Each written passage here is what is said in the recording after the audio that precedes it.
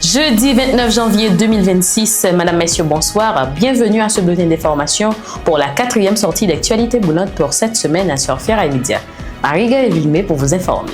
Plusieurs centaines de citoyens de Port-au-Prince ont répondu à l'appel du mouvement Force Port-au-Prince et de plusieurs organisations de la société civile pour réclamer justice en faveur du maire Ralph Yory-Chevrier. La mobilisation s'est déroulée dans une ambiance déterminée mais pacifique. Selon les organisateurs, cette action vise à dénoncer les descentes effectuées par des agents de la direction centrale de la police judiciaire au domicile du maire survenu en décembre 2025 puis en janvier 2026. Ces interventions réalisées sans mandat légal sont qualifiées par les manifestants de violations graves des principes de l'État de droit et des garanties constitutionnelles. À travers cette mobilisation, les organisations initiatrices entendent alerter l'opinion publique nationale et internationale sur ce qu'elles considèrent comme une dérive inquiétante des pratiques institutionnelles, tout en réaffirmant leurs attachements à la démocratie et à la primauté du droit.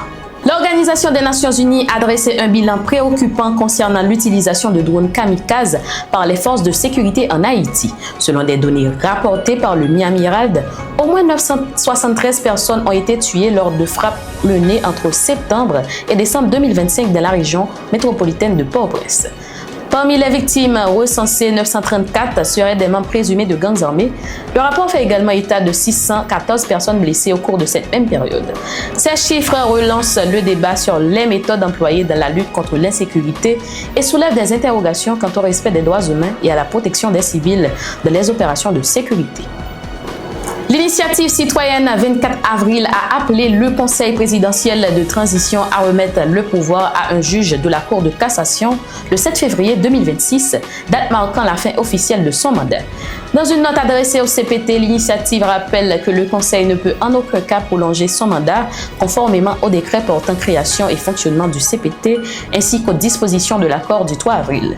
L'initiative 24 avril invite ainsi les membres du Conseil présidentiel de transition à se préparer à une passation ordonnée du pouvoir à un juge de la Cour de cassation dans le respect du cadre légal et constitutionnel.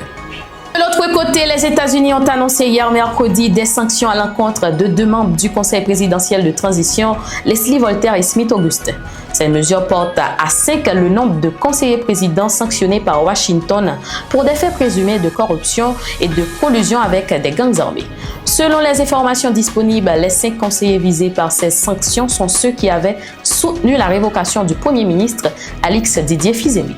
Par ailleurs, les autorités américaines ont également sanctionné le ministre de l'Économie et des Finances, Alfred Metellus. L'administration américaine se dit prête à envisager une intervention militaire pour lutter contre les gangs armés en Haïti et dans la région caribéenne. L'annonce a été faite par le secrétaire d'État américain Marco Rubio lors d'une séance au Sénat tenue hier à Washington. Selon le chef de la diplomatie américaine, les gangs constituent une menace directe pour la sécurité des États-Unis et de l'ensemble de la région. Il a également affirmé que ces groupes criminels seraient à l'origine des vagues d'immigration massive vers le territoire américain. Marco Rubio a par ailleurs souligné l'implication de ces gangs dans divers trafics de drogue, renforçant selon lui la nécessité d'une réponse ferme et coordonnée. Fin de ce bulletin, mesdames, messieurs, merci pour votre écoute. Restez connectés pour nos prochaines éditions d'actualité boulante et rendez-vous demain pour un nouveau bulletin petite à découvrir sur Ferai Média.